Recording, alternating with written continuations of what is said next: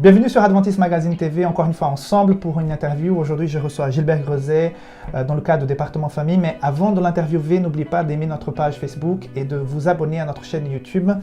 Gilbert, Yolande, depuis des années, passionné par les familles, surtout pour les couples. Qu'est-ce que vous motive de travailler autant pour les familles, pour les couples? Peut-être notre propre expérience, je ne devrais pas trop en dévoiler, mais au début de notre union avec Yolande, on a quand même passé par des moments difficiles, on a eu quelques problèmes qui nous ont empoisonné notre relation et on n'aimait pas ça. Et par chance, ou peut-être grâce au Seigneur, on a trouvé des outils, des livres, des cours, différentes formations, et on a appris, vraiment, on a reçu des outils pour améliorer notre relation. Et c'est ces outils-là qu'on a envie de partager plus loin. Très bien, donc pour rien au monde, on lâche sa femme maintenant. Ah non, alors maintenant... C'est parti. Oui, c'est de plus en plus agréable de vivre dans cette relation, j'espère aussi pour Yolande. Mais on tient vraiment l'un à l'autre et le chemin parcouru nous a encore rapprochés et nous a unis. Et puis une chose qui est précieuse dans cette expérience, c'est que vous la partagez. Et c'est pour ça que vous êtes autant passionné par les formations, par le week-end, par les familles en général. Oui, je crois que oui, vraiment. Et comment pourrais-tu illustrer ça pour qu'on puisse comprendre comment faire fonctionner bien son couple? Est-ce que tu as une idée? Oui, j'avais prévu quelque chose pour les gens qui nous regardent. C'est de vous parler du plan d'entretien de mon véhicule. Qu'est-ce que ça a à voir là-dedans? Apparemment rien du tout, et pourtant. Quand on a une voiture, on a deux solutions.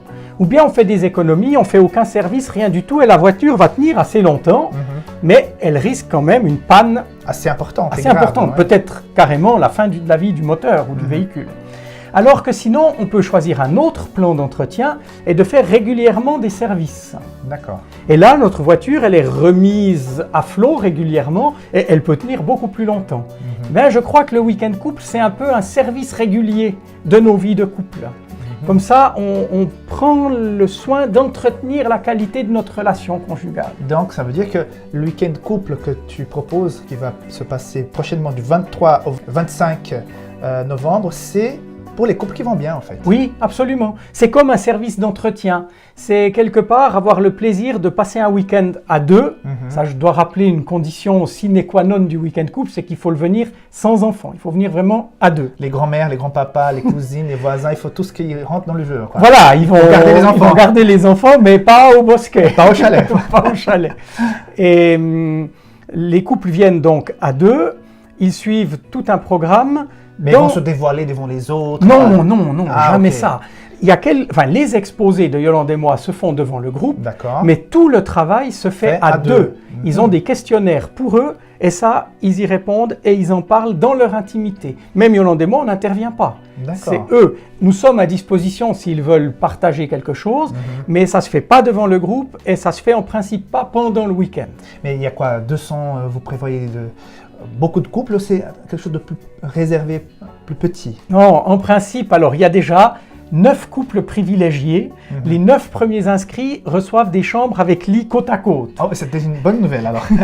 Mais les couples qui s'inscrivent, 10, 11, peut-être 12, mais là ça devient le maximum. Mais malheureusement, ils ont des lits tête bêche ou superposés, ce qui est quand même moins sympa pour un week-end. Tout à fait. Donc c'est vrai que c'est un petit groupe. Oui. Donc on a une interaction qui est sympathique. Donc c'est intéressant. Alors, j'aimerais dévoiler aussi un petit attrait. Alors, vas-y. Le vendredi soir, il y a un souper aux chandelles romantique. Et les inscrits reçoivent une invitation, c'est de venir un petit peu habillés pour un souper aux chandelles romantique. Et ça crée une ambiance vraiment particulière dès le premier soir. Donc, on commence déjà à fond la caisse. Oui. Très bien. Donc, du 23 au 25 novembre, au Bosquet, au Diableret, en Suisse, week-end couple 2.0, mes amis, donc puissance 2. Oui, parce qu'il y a un nouveau programme. Ah, d'accord. On a déjà fait le week-end couple, sauf erreur, 5 ou 6 fois. Et puis, on s'est dit qu'on avait peut-être proposé à tous ceux qui le souhaitaient. Et pour que le week-end 2.0 soit plus attrayant, nous avons créé de nouveaux questionnaires. Les sujets restent un peu les mêmes. Ça reste la vie de couple, la communication, le pardon, la sexualité aussi. Mais l'idée, c'est d'avoir des nouveaux questionnaires, des nouvelles manières d'aborder ces questions. Et comme ça, ceux qui auraient déjà fait un week-end couple par le passé, ils sont les bienvenus, ça vaut la peine. Alors, voici l'invitation pour le week-end couple. Les informations apparaissent maintenant sur l'écran. Donc n'hésitez pas à contacter le département famille. Gilbert Grezet et Yolande, merci beaucoup de votre engagement pour les couples et les familles dans notre fédération et que Dieu puisse continuer à bénir votre ministère. Merci beaucoup. Et à vous tous, bientôt. à bientôt.